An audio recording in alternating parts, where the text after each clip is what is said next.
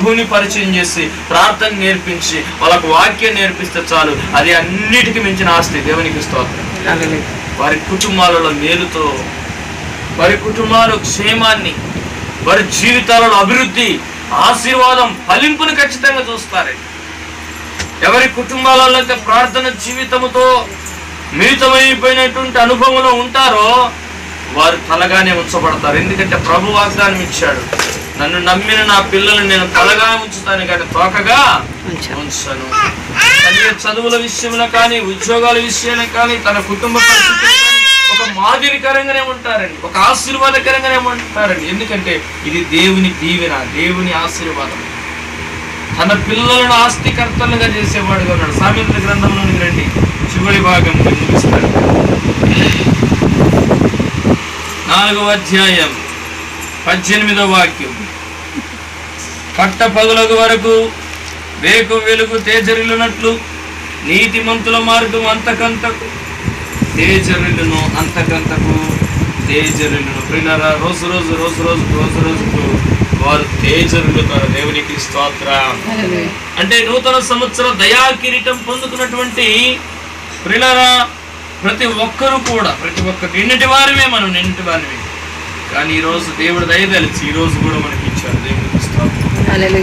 అంటే ఉదయకాల సమయంలో లేచిన వెంటనే, ప్రభువా నాకు ఈ రోజు ఇచ్చినందుకు నీకు స్తోత్రాలయ్యా, నీ సన్నిధిలో నేను బ్రతకాలి, నీ కొరకు నేను జీవించాలి, నీ నామానికి మహిమ తెచ్చే బిడ్డగా బ్రతకాలి. దేవునికి స్తోత్రం. నా తల్లిదండ్రులకు నేను మంచి పేరు తెచ్చి బిడ్డగా నేను జీవించాలి. నన్ను కన్న నా తండ్రి పరిశుద్ధుడా, నీ నామానికి నేను మహిమకరంగా నేను జీవించాలయ్యా, నాకు నువ్వు సహాయం చేయి, ఆ జ్ఞానము దయచేయ్యా అని ఎప్పుడైతే కన్నీరు గార్చి ప్రార్థన చేస్తూ ఉంటామో, ప్రభుని పరిచయం చేసి ప్రార్థన నేర్పించి వాళ్ళకు వాక్యం నేర్పిస్తే చాలు, అది అన్నిటికీ మించిన ఆస్తి. దేవునికి స్తోత్రం. వారి కుటుంబాలలో మేలుతో, వారి కుటుంబాల క్షేమాన్ని, వారి జీవితాలలో అభివృద్ధి, ఆశీర్వాదం, ఫలింపుని ఖచ్చితంగా చూస్తారు.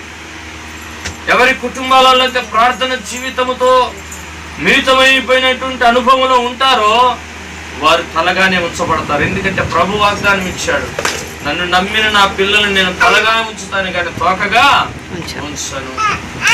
చదువుల విషయంలో కానీ, ఉద్యోగాల విషయంలో కానీ, తన కుటుంబ పరిస్థితులు కానీ ఒక మాదిరికరంగానే ఉంటారండి, ఒక ఆశీర్వాదకరంగానే ఉంటారండి. ఎందుకంటే ఇది దేవుని దీవెన, దేవుని ఆశీర్వాదం. తన పిల్లలను ఆస్తికర్తలుగా చేసేవాడుగా ఉన్నాడు. సామెతల గ్రంథంలోని రండి, చివరి భాగం ముగిస్తాడు.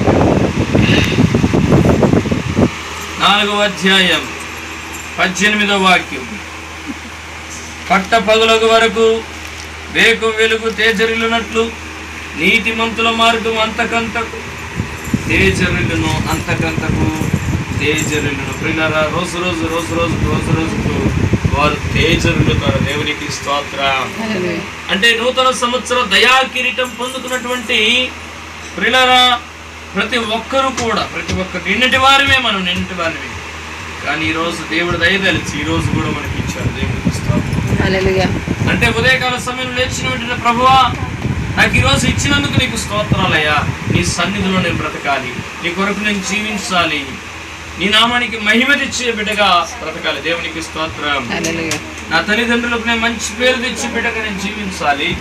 నన్ను కన్న నా తండ్రి పరిశుద్ధుడా, నీ నామానికి నేను మహిమకరంగా నేను జీవించాలయ్యా, నాకు నువ్వు సహాయం చేయి, ఆ జ్ఞానము దయచేయ్యా అని ఎప్పుడైతే కన్నీరు గార్చి ప్రార్థన చేస్తూ ఉంటామో